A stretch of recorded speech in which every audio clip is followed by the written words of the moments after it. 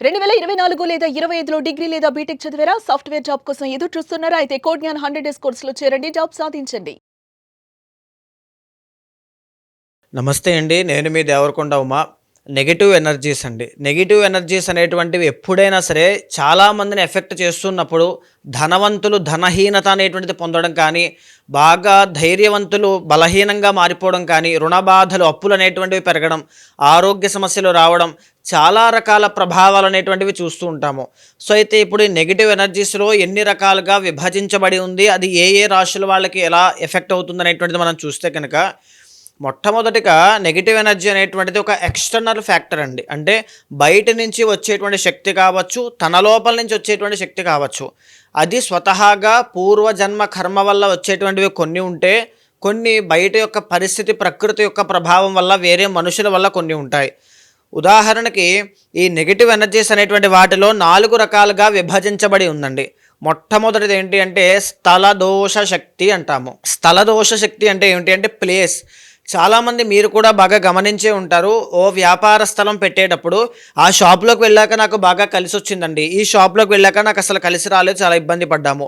ఆ ఇంట్లో ఏదో తెలియని నెగెటివ్ ఎనర్జీ ఉంది. ఆత్మలో తిరుగుతున్నట్టుగా, లేకపోతే ఏదో ఒక భయము, ఒక నష్టాలనేవి ఎక్కువగా జరిగాయి. ఇలాంటివన్నీ స్థలం కొద్దీ ఎందుకు మారుతూ ఉంటాయి? ఇలాంటివన్నీ స్థలం విషయంలో ఎందుకు మారుతూ ఉంటాయి అంటే స్థల దోష శక్తి వల్ల. ప్రతి ప్లేస్‌లోనూ ఒక ఎనర్జీ అనేటువంటిది డెవలప్ అయ్యి ఉంటుంది. గుడిలో ఉండేటువంటి ఎనర్జీ మన ఇంట్లో ఉండడం అసాధ్యం. మన ఇంట్లో ఉండేటువంటి ఎనర్జీ బయట అడవిలో ఉండడం అసాధ్యం. సో, ఇక్కడ ఏంటి అంటే స్థల దోష శక్తి. ఫర్ ఎగ్జాంపుల్, మీ యొక్క జాతక రీత్యా మీకు తూర్పు దిక్కు అనేటువంటిది బాగా కలిసొస్తూ అదే ఇంట్లో మీరు బాగా రాణించగలుగుతున్నారంటే ఆ ఎనర్జీస్ అనేటువంటివి మీకు చాలా బాగా కలిసొస్తున్నాయి అని అర్థం. దీన్నే స్థల దోష శక్తి అంటారు. ఈ స్థల దోష శక్తి ఉండడం వల్ల, సరిగ్గా చూస్ చేసుకోలేకపోవడం వల్ల చాలా రకాలుగా చాలామంది రుణ బాధలు, అప్పుల బాధలతో ఇబ్బంది పడతారు. అనారోగ్య సమస్యలు, మరణము కూడా సంభవించే అవకాశాలు ఎక్కువగా ఉంటాయి. అయితే ఇక రెండోది ఏంటి అంటే మానస దోష శక్తి. మానస దోష శక్తి అంటే ఏమిటి అంటే మానసికంగా మనస్సు నుంచి పుట్టేటువంటిది అనమాట. కొంతమందిని చూస్తే వాళ్ళకి ఐశ్వర్యము, డబ్బు, ఆనందము, ఆరోగ్యము అన్నీ ఉంటాయి. కానీ వాళ్ళ యొక్క మనసులో పుట్టే ఆ ఆలోచనలన్నీ కూడా ద్వేషపూరితంగా, కల్మషంగా, కలుషిత భావనతో ఉండి ఒక డిస్ట్రక్షన్ వైపు వెళ్తూ ఉంటారు. కోపము చాలా ఎక్కువగా ఉంటుంది. అంటే వాళ్ళు ఏంటి అంటే ఎంత డబ్బున్నా ఒక స్విట్జర్లాండ్లో బెంజ్ కార్లో వెళ్తూ ఉన్నా వాళ్ళకి మనశ్శాంతి అనేటువంటిది ఉండదు. ఓవర్ థింకింగ్ ఇక్కడి నుంచే పుడుతుంది. యాంగ్జైటీ ఇష్యూస్ ఇక్కడి నుంచే పుడతాయి. నిద్ర పట్టదు, ఆహారం తీసుకోరు, తర్వాత ఇన్సోమ్నియా, నిద్ర పట్టలేకపోవడం అనేటువంటి ఇబ్బంది, తర్వాత డిప్రెషన్, అంటే ఏదో కోల్పోతున్నారనేటువంటి ఒక భావన, దుఃఖము ఇక్కడ బాధగా ఉండి ఏదో తీవ్రమైనటువంటి ఆవేదనకు గురైపోతూ ఉంటారు. సో, అది మానస దోష శక్తి అండి. ఒకవేళ అలాంటి వాళ్ళు ఎవరైనా మీ యొక్క జీవితంలోకి ఎంటర్ అయినా సరే అది మీకు కూడా ఎఫెక్ట్ అవుతుంది. కొంతమంది చూడండి, టీనేజర్స్ లేదా స్టూడెంట్స్ చదువుకునేటువంటి వాళ్ళు చెడు సహవాస దోషము, వేరే వేరే వాళ్ళతో స్నేహం చేయడం వల్ల, అంటే ఈ వ్యసనపరులు వాళ్ళతో స్నేహం చేయడం వల్ల తాగడం, డ్రగ్స్ ఇలాంటివి అలవాటు చేసుకుంటూ ఉంటారు. వాళ్ళ బిహేవియర్ అంతా చేంజ్ అవుతుంది. ఎందుకు? అవతల వాళ్ళ యొక్క మానస దోష శక్తి వల్ల ఇన్ఫ్లుయెన్స్ అవుతారు కాబట్టి అది ఖచ్చితంగా ఉంటుంది. అయితే ఇక మూడోది ఏమిటి అంటే అభిచార శక్తి అనేటువంటిది ఉంటుందండి. అభిచార శక్తి, ఆచారము అంటే ఏమిటి అంటే స్వయంగా ప్రయత్నపూర్వకంగా కొంతమంది మీ మీద ద్వేషంతో చేసేటువంటి పనులన్నమాట. అంటే చేతబడి చేశారు, ప్రయోగాలు మా మీద చేశారు, మాకేదో నిమ్మకాయలు పెట్టారు, ఇంట్లో ఏదో కనబడుతూ ఉన్నాయి, తెలియనటువంటి భయము, వాళ్ళు మాతో శత్రుత్వం పెట్టుకున్న దగ్గర నుంచి మా ఇంట్లో అశాంతి ఉంది. అభిచార శక్తి అది ఖచ్చితంగా చేస్తే 100% అది ఉంటుంది. కొన్ని వందల వేల మంది ఎగ్జాంపుల్గా ఉన్నారండి. అభిచార శక్తి చాలా భయంకరమైనటువంటిది అనమాట. శత్రుత్వం అనేటువంటిది పెరిగిన తర్వాత ఇది వాళ్ళ చేత ప్రేరేపింపబడి ప్రయత్నపూర్వకంగా చేసేటువంటి శక్తి. సో, ఆ విషయంలో చాలా జాగ్రత్తగా ఉండాలి. అభిచార శక్తి తర్వాత ఏమిటి అంటే ఆఖరిది నాలుగవది అసుర శక్తి. కొంతమంది ఇళ్లలో ఏమిటి అంటే మా ఇంట్లో నెగిటివ్ ఎనర్జీ ఉందండి, మేము పడుకున్నప్పుడు పీక మీద ఎవరో కూర్చుని మమ్మల్ని నొక్కుతూ, ఊపిరి ఆడకుండా, మాటలు మాట్లాడకుండా, చేతులు మాత్రం కదులుతున్నాయి కానీ ఏమాత్రమూ మాకేం తెలియట్లేదు, భయం పడుతోంది. నేను ఇలా బండి మీద వెళ్తూ ఉంటే వెనకాల ఎవరో చెయ్యి వేసినట్టుగా అనిపిస్తోంది. నేను తిరుగుతూ ఉంటే మా ఇంట్లో నేను పడుకున్నప్పుడు గజ్జెల సౌండ్ వినబడుతోంది. లేకపోతే నాతో ఎవరో మాట్లాడుతున్నట్టుగా, నా కాళ్ళ దగ్గరకు వచ్చి ఎవరో నన్ను పిలుస్తున్నట్టుగా, నా కలలోకి వచ్చి నువ్వు రా చనిపో నాతో పాటుగా వచ్చేయి అని పిలుస్తున్నట్టుగా ఒక తెలియనటువంటి ఒక భావనకి గురవుతూ ఉంటారు. అది అసుర శక్తి అండి. నెగటివ్ ఎనర్జీ అనేటువంటిది ఉండడం వల్ల అలాంటివన్నీ ఖచ్చితంగా కనబడతాయి.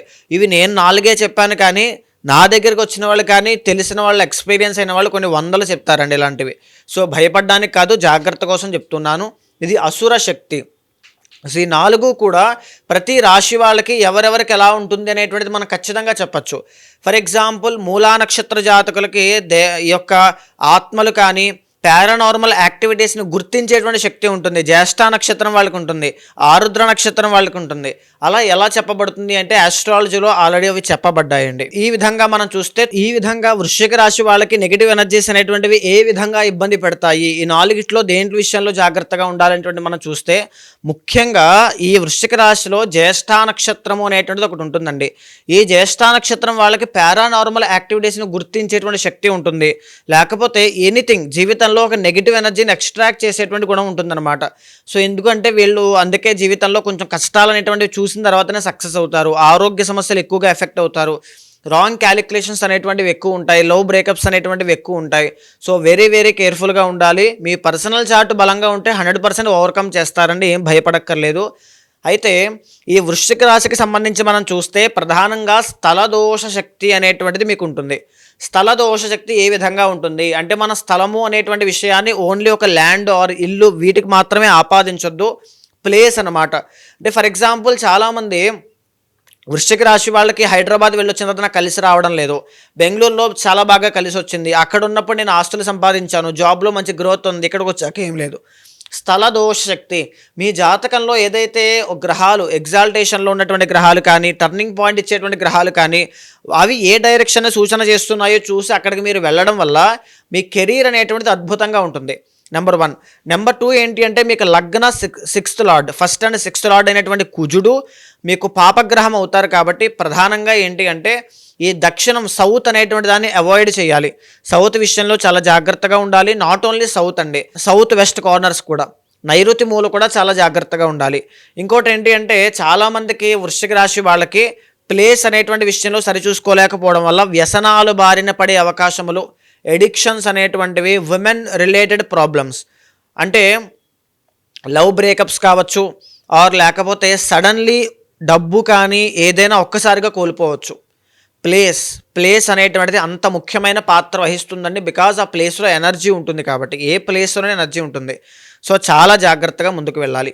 అండ్ ఇంకొకటి ఏంటి అంటే ఈ యొక్క వృశ్చిక రాశి వాళ్ళకి అభిచార శక్తి అనేటువంటిది చాలా ఎక్కువ ఉంటుంది. జనరల్లీ వృశ్చిక రాశి వాళ్ళు చాలా స్ట్రాంగ్ అండి, మొండి వాళ్ళు, స్టబాన్ అనమాట. దేన్నైనా సాధించాలి అని చెప్పి మాస్గా వెళ్ళిపోతుంటారు. ఏదైనా నేను చేయగలను అనేటువంటి శక్తి సామర్థ్యాలు వెళ్ళకుంటాయి. కానీ the original 1st and 6th lord కుజుడు అవ్వడం వల్ల నెగిటివ్ ఎనర్జీ ఎక్స్ట్రాక్ట్ చేసేటువంటివి కూడా ఉంటాయి.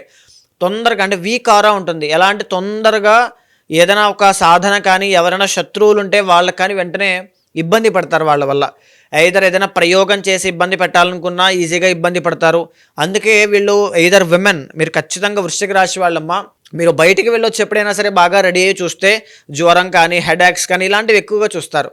ఎందుకనంటే నెగిటివ్ ఎనర్జీకి తొందరగా అట్రాక్ట్ అవుతారు కాబట్టి తెలియకుండానే జరుగుతూ ఉంటుంది. సో ఆ వీక్ ఆరా అనేటువంటి దాని నుంచి బయటపడడానికి సాల్ట్ బాత్ అనేటువంటి చేయండి. అంటే గోరువెచ్చని నీళ్ళల్లో కాస్త గళ్ళుప్పు వేసి తలస్నానం చేసి తర్వాత నార్మల్ వాటర్తో స్నానం చేయండి. ఎప్పటికప్పుడు బయట నుంచి లోపలికి వచ్చేటప్పుడు కాళ్ళు కడుక్కుని లోపలికి రావడం లాంటివి ఖచ్చితంగా పాటించండి. లేకపోతే నెగిటివ్ ఎనర్జీ మీతోనే ఇంటికి వస్తుంది. చాలా జాగ్రత్త. 2nd and 5th లార్డ్ అయినటువంటి గురుడు, 3rd and 4th లార్డ్ అయినటువంటి ఆయన శని. సో మేజర్లీ ఈ బ్లడ్ రిలేటెడ్ ఇష్యూస్ కావచ్చు, స్కిన్ రిలేటెడ్ ప్రాబ్లమ్స్ కావచ్చు, డెంటల్ ప్రాబ్లమ్స్ అనేటువంటివి కావచ్చు, ముఖానికి గాయాలు అవ్వడం కావచ్చు, ఇలాంటివన్నీ కూడా వృశ్చిక రాశి వాళ్ళకి ఎక్కువగా జరుగుతాయండి. వాహన ప్రమాదములు కూడా, అగ్ని ప్రమాదములు, ఎలక్ట్రిక్ షాక్స్ ఇలాంటివి అనమాట. ఎందుకు అంటే కుజుడు అనేటువంటి ఆయన వీళ్ళకి ఎఫెక్ట్ చేస్తారు కాబట్టి చాలా కేర్ఫుల్గా ఉండాలి. అది కూడా వీళ్ళకి రెండిట్లో దేనివల్ల అయినా, స్థలదోష శక్తి వల్ల అయినా కానీ ఈ యొక్క అభిచార శక్తి వల్ల కానీ ఖచ్చితంగా జరుగుతుంది. చాలా కేర్ఫుల్గా ఉండండి. ఇంకొకటి the original 7th and 12th lord శుక్రుడు అండి. ఈ లవ్ బ్రేకప్స్ అనేటువంటివి అవ్వడం, ఎనీథింగ్ లాస్ట్కి మీరు చేసుకునేటువంటి వివాహం కూడా ఇష్టపడి చేసుకోవడం లాంటివి ఖచ్చితంగా ఉంటాయి. కానీ చాలా మంది వృశ్చిక రాశి వాళ్ళకి పెళ్ళైన తర్వాత నాకు కలిసి రాలేదు. కానీ ఇక్కడ మేజర్ థింగ్ ఏంటి అంటే వృశ్చిక రాశి వాళ్ళకి 7th and 12th లార్డ్ పాపగ్రహం వ్యయస్థాన అధిపతి కాబట్టి పెళ్ళైన తర్వాత కాస్త ఒడిదుడుకులు అనేటువంటివి ఎక్కువ ఉంటాయి. ఇలాంటి కలిసి రాకపోవడాలు ఇలాంటివి అనమాట. సో దాని నుంచి బయటికి రావాలి అంటే శుక్రబలం బాగుండాలి మీ పర్సనల్ చార్ట్లో. మీరు పురుష జాతకం అయితే మీ శుక్రబలం బాగుండాలి, స్త్రీ అయితే కుజబలం చాలా బాగుండాలి. అప్పుడు ఖచ్చితంగా మెరిటల్ లైఫ్లోకి వెళ్ళిన తర్వాత ఇద్దరికీ కూడా చాలా బాగుంటుంది. ఇది బాగా గుర్తుపెట్టుకోవాల్సింది. పాయింట్స్ మాత్రమే మీరు చూసుకుని ముందుకు వెళ్ళొద్దు. డీప్ చార్ట్ అనేటువంటి చూసిన తర్వాతనే వివాహ విషయాలు నిర్ణయాలు తీసుకోండి. లేకపోతే వందల వేల మంది ఇప్పుడు డైలమాలో ఇబ్బంది పడుతూ ఉన్నారమ్మా, చాలా జాగ్రత్తగా ఉండండి. 8th and 11th లాట్ ఇక్కడ బుధుడు అవ్వడం, వ్యాపారంలో కుటుంబ సభ్యులు ఇన్వాల్వ్ అయ్యి వాళ్ళ వల్ల చాలా తగులు రావడం, వాళ్ళ వల్ల మొహమాటానికి వెళ్ళి నష్టాలు పడడం, అప్పుల పాలైపోవడం, ప్రశాంతత లేకపోవడం, ఎలిగేషన్స్ అనేటువంటివి రావడం, బంధువులతో వైరము, సో ఒంటరిగా జీవించాల్సినటువంటి పరిస్థితులు ఇలాంటివి ఎక్కువ ఉంటాయండి. So 9th and 10th lot ఇక్కడ చంద్ర రవి ఎక్స్ట్రాడినరీగా మీకు మంచి సర్కిల్ అనేటువంటిది బిల్డ్ అవుతుంది, అన్నీ బాగుంటాయి.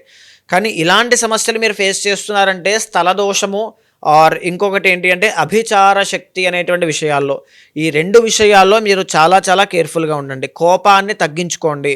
కోపము, ఇన్స్టెంట్ నిర్ణయాలు కానీ ఈగో ఆర్ యాటిట్యూడ్ ఇష్యూస్ అనేటువంటివి ఉండడం వల్ల గొప్ప గొప్ప అవకాశాలు కోల్పోతారు. ఇది అండర్లైన్ చేసుకోండి.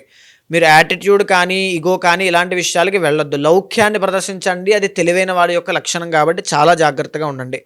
అండ్ ఇంకొకటి ఏంటి అంటే ఇప్పుడు ప్రజెంట్ నడిచేటువంటి వృశ్చిక రాశి వాళ్ళకి ఏ విధంగా నడుస్తోంది అనేటువంటి దాన్ని కూడా చూస్తే యాక్చువల్లీ సెప్టెంబర్ 17వ తారీఖు దగ్గర నుంచి మీకు రాజయోగం స్టార్ట్ అయిందండి. ఎందుకు అంటే రవి బుధ అనేటువంటి 2 ప్లానెట్స్ కూడా కన్యా రాశిలోకి వచ్చి మీకు యోగాన్ని ఇస్తూ ఉన్నాయి. దీనివల్ల ఆగిపోయిన పనులన్నీ కూడా పూర్తవడం కానీ, రాజకీయ నాయకులకి పదవీ యోగం పట్టడం, వ్యాపారస్తులకి మంచి గ్రోత్ రావడం, స్టాక్ షేర్స్ ట్రేడింగ్ చేసేటువంటి వాళ్ళకి మంచి అదృష్టం పట్టడం లాంటివి చాలా బాగుంటాయి. ఇంకొకటి ఏంటి అంటే మీకు నవంబర్ 1st వీక్ దగ్గర నుంచి గురుబలం పెరగబోతోంది. గురుబలం పెరిగిన తర్వాత ఏంటి అంటే యూనివర్స్ బ్లెస్సింగ్స్, ధనయోగము కలిసి రావడం, ప్రమోషన్స్ రావడం, డబ్బు చూడడం, హ్యాపీనెస్, వివాహాది శుభ కార్యక్రమాలన్నీ బాగుంటున్నాయి. సో ఈ పాయింట్ దగ్గర నుంచి మీకు రాజయోగం కనబడుతోంది కాబట్టి ప్రయత్న బలాన్ని పెంచండి. ఇగో, కోపం ఇవన్నీ పక్కన పెట్టేసి అనుకున్న లక్ష్యం మీద అడుగులు వేయండి, ప్రయత్న బలాన్ని పెంచండి, గొప్ప విజయాన్ని తప్పకుండా చూస్తారు. సో చూశారు కదండి, ఈ తులారాశికి సంబంధించి ఇదంతా కూడా నెగిటివ్ ఎనర్జీస్కి సంబంధించి. ఇదే కాకుండా పర్సనల్ చార్ట్ అనేటువంటిది కర్మ అనుసారేణ, అంటే మీ కర్మని అనుసరించి పర్సనల్ చార్ట్ అనేటువంటిది వస్తుంది. ఈ సమయంలో మీరు ఏదైనా ఇబ్బంది పడుతూ ఉన్నారన్నా, ఏదైనా కొత్త కార్యం చేపట్టాలి అన్నా అక్కడ ఉండేటువంటి ఎనర్జీస్ ఎలా ఉన్నాయి, ఆ టైంలో ఎలాంటి విషయాల్లో జాగ్రత్త తీసుకోవాలి. చాలామంది రాహు బాలేనప్పుడు ఇన్వెస్ట్మెంట్స్ అనేటువంటివి చేస్తారు, వచ్చేస్తాయి డబ్బులు అనేటువంటి విషయంలో. ఆ టైంలో ఇన్ఫ్లుయెన్స్ ఆ విధంగా పనిచేస్తుంది కాబట్టి అలా చేస్తారండి. సో ప్రాపర్ గైడెన్స్ తీసుకుని వెళ్ళాలనుకున్న వాళ్ళు, ఎవరైనా అపాయింట్మెంట్ కావాలనుకున్న వాళ్ళు కింద కనిపించే నెంబర్కి కాల్ చేస్తే మా వాళ్ళు మీకు పూర్తి వివరాలు అందిస్తారు. తప్పకుండా మీ జాతకాన్ని చూసిన తర్వాత గోచారంతో సమన్వయం చేస్తూ పర్సనల్ చార్ట్ చూసిన తర్వాత మీ జీవితంలో ఎప్పుడైనా సరే ఏ నిర్ణయం తీసుకోవాలన్నా ఒక ఫ్యామిలీ మెంబర్ లాగా, ఒక ఆస్ట్రాలజర్ లాగా ఖచ్చితంగా నేను మీకు గైడెన్స్ ఇస్తాను. ఏదైనా దోషం ఉంటే శాంతి పరిహారములు ఆచరించి భగవత్ అనుగ్రహం కలిగేలా చేస్తాను.